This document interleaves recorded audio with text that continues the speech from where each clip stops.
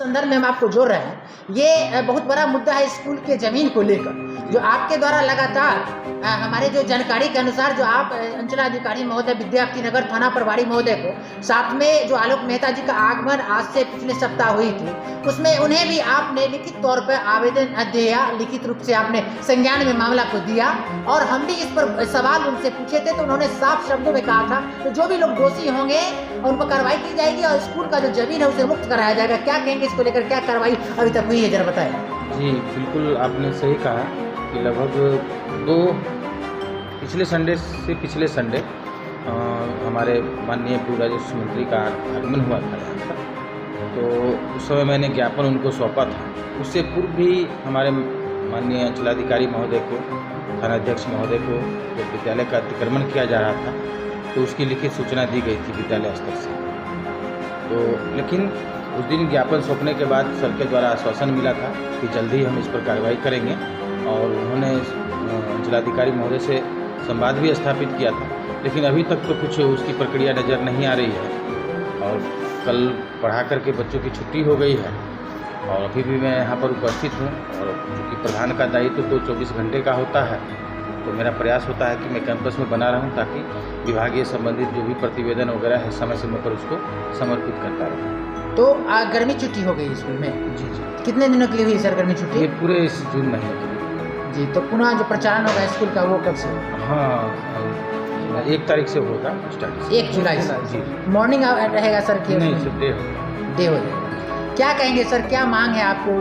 जो विद्यालय का जो जमीन है जो अतिक्रमण कर लिया गया कुछ लोगों के द्वारा, इसको लेकर क्या कहना चाहिए, क्या संदेश देना चाहेंगे सरकार? देखिए, मेरे लिए तो सौभाग्य की बात है कि मैं इस विद्यालय में जब योगदान समर्पित किया तो उस समय से ही मतलब 2 प्रधानाध्यापक पूर्व में सेवानिवृत्त हो चुके हैं और उस समय से मैं यहाँ की जो लोकल स्थिति है, क्योंकि मेरा घर भी बगल में ही है, तो मैं हर चीज़ से अवगत हूँ।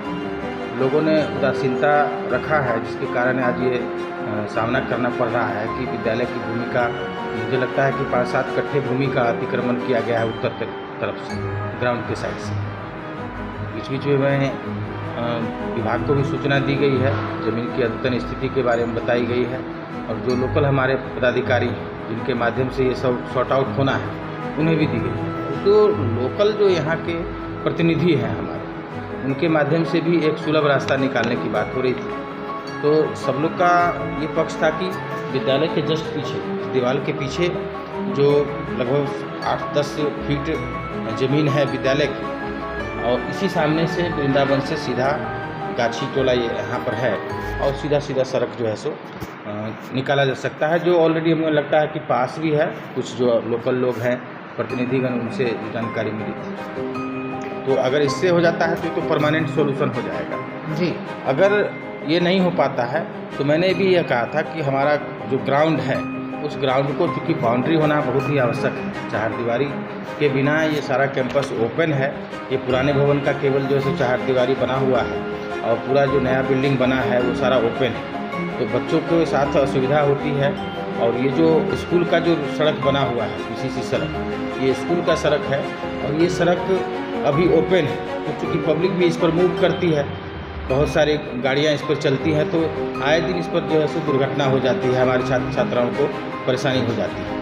हम लोग के साथ भी ऐसा हुआ है कई बार, 1-2 शिक्षक भी जो रहे हैं उनका भी बाइक दुर्घटनाग्रस्त हो गया है। जी, इस तरह की समस्या आए दिन होती रहती है, तो इसीलिए इसका निदान बिल्कुल ससमय होना चाहिए, यथाशीघ्र होना चाहिए, क्योंकि जितने लंबे समय तक ये स्थिति बनी रहेगी उतना ही ज़्यादा दुर्घटना की संभावना भी बनी रहेगी। जो सड़क पर सर मिडिल स्कूल के समक्ष जो सड़क पर जो हाई स्कूल का जो बहुत बड़ा जो एक द्वार है, मुख्य द्वार है, क्या मुख्य प्रवेश द्वार है, तो वहाँ पर में क्या लगता है जो सड़क का जो मामला मसला है वो अगर रिजॉल्व हो जाए तो वहाँ पर में एक बहुत बड़ा एक भव्य गेट लग जाए जिससे बच्चे भी हाँ, ये तो हमारे कैंपस का मुख्य प्रवेश द्वार है, वो विद्यालय का प्रवेश द्वार है और विद्यालय की ज़मीन में बना हुआ है, मुख्य सड़क से सटा हुआ है, तो कैंपस तो कभी भी उसको ग्रिल लगा करके उसको बंद कर सकते हैं। उस तरह की चूँकि डेवलपमेंट की आवश्यकता है और बहुत ही निकट भविष्य में 2 आवासीय छात्रावास का निर्माण होने जा रहा है। मुझे लगता है कि 250 छात्राओं के लिए और 250 बेड छात्रों के लिए छात्रावास का निर्माण,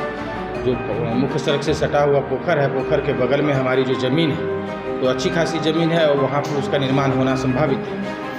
तो जो विभाग को इसकी सूचना दी गई है, तो कैंपस को सुरक्षित करने के लिए ग्रिल गेट का लगाना अति आवश्यक है, कैंपस की चारदीवारी का निर्माण होना अति आवश्यक है, सीसीटीवी कैमरे का लगना अति आवश्यक है। ये सारी चीज़ें जो है ये जितना जल्दी हो सके वो आवश्यक है। तो इसलिए सब लोग को, हम समाज के लोगों से भी अपील करते हैं कि जब इस विद्यालय की स्थापना हुई तो इसी समाज के लोगों ने भूमि दान दिया है जी। और अगल बगल के जो लोग इस भूमि को, सरकारी भूमि जो सार्वजनिक भूमि है, सारे समाज के बच्चे यहाँ पढ़ते हैं और उस भूमि का अतिक्रमण कर रहे हैं और कुछ लोग जो है मान लिया स्वार्थ में आकर के इस तरह का काम कर रहे हैं, तो ये एक तरह से नैतिक काम नहीं है। तो इसलिए उनको भी एक दान की भावना होनी चाहिए। हाँ, सड़क की आवश्यकता है तो उसके लिए कई सारे ऑप्शन हैं। विद्यालय के कैंपस के पीछे से भी सड़क का निर्माण किया जा सकता है और अगर चाहे तो उत्तर साइड से भी सड़क का निर्माण संभव है। जी, बहुत बहुत धन्यवाद तमाम जानकारी देने के लिए। Thank you sir.